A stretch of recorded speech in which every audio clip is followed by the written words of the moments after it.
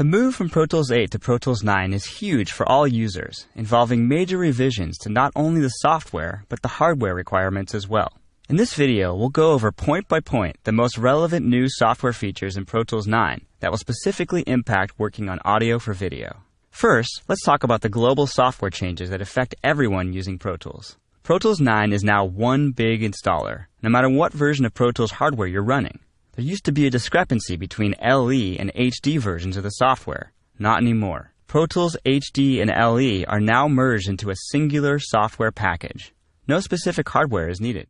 When you're working on a system containing an HD Core, Excel, or Native card in the PCI slot on your computer, the software will run as Pro Tools HD 9 with the full Pro Tools HD feature set. In all other cases, it'll run as simply Pro Tools 9, with a slightly smaller track count and some of the advanced features turned off. No version needs any specific Avid or Pro Tools hardware, only an attached iLok USB key, with your authorization installed on it. If you're using regular Pro Tools 9 software and want to unlock some of the higher-end features available with Pro Tools 9 HD, you can purchase or upgrade a software add-on called the Complete Production Toolkit 2. This is authorized also with a USB iLok, and it gives you access to all the HD features without the necessity of using an HD PCI card. Most importantly, in audio for video, this means more tracks, advanced surround mixing capabilities, and post-production specific plugins like Xform and the Nayrink surround tools, all of which we'll cover in this course. If you thought your music Pro Tools sessions had a lot of tracks, you'll see that in audio for video, you'll need even more tracks. The good thing is that all Pro Tools 9 users get more tracks. You now have 96 playable tracks at the video standard sample rate of 48 kHz. You can see here in this session, I've got, if I scroll down all the way to the bottom, 96 active tracks. If you have the Complete Production Toolkit 2, you get even more. You get 192 tracks, which is the same for an HD system with 2 HD hardware cards installed.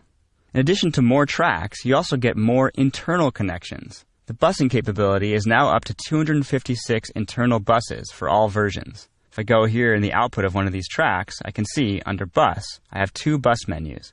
Bus menu A shows me down at the bottom, I can see that I have 128 active buses. Bus menu B shows me the remaining. Starting at 129, it goes all the way down to 256. That's a lot of internal connections for routing capabilities. Another cool feature for Pro Tools 9 is the new Track and Send Output Selector command. I scroll up to the top here. If we go to Track 1's output menu, we can choose a menu option called Track. Here I can route the output of this track to aux1. As you can see, it automatically routed the output of this track on a bus called aux1, and it routed the input of my aux1 track to the same bus. This is an extremely helpful time saver for sending and routing your tracks quickly, something you'll do a lot of in post-production mixing, as we'll see. Now also included as standard in Pro Tools 9, we get frame-accurate timecode reference, including feet in frames. We also get industry-standard video timecode rates and pull-up/pull-down features for conforming to and from film. We can see this in our session setup window. Here are all of our different timecode rates, and we also have the pull-up and pull-down features. Also in Pro Tools 9, we can import and export OMF and AAF file types. Under the File menu, if I go to Export, you can see that option here. OMF and AAF file types are 2 ways to link your Pro Tools session to an Avid or Final Cut Pro video editing software. This is an absolute must-have if you're working in audio for video. We also get the advanced Digibase Pro features, which we can see under Window, Workspace. I close the Session Setup window. And here, if I click on the Search tab, we can see that you have a way to store, manage, search, and audition your sound effects libraries that you might be using in your audio for video sessions.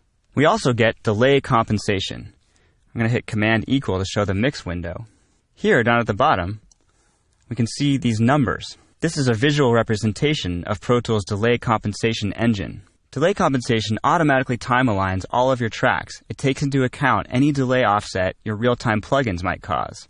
So, for example, track Audio 1, if I insert a expander gate plugin, which, because it has a look-ahead feature, incurs a certain amount of delay on the track. We can see this visually represented by this number 96, which means it's 96 samples late since the plugin is incurring that delay. but we can also see the delay compensation engine at work because all the other tracks are now 96 samples later. This is a must-have for keeping your scenes in perfect sync with the video if you're using plugins. So now we've seen some of the new goodies we have to look forward to exploring in this course. If these features look exciting, stay tuned, and we'll learn how to make the most of them as we get into using Pro Tools 9 Audio for Video Professionals.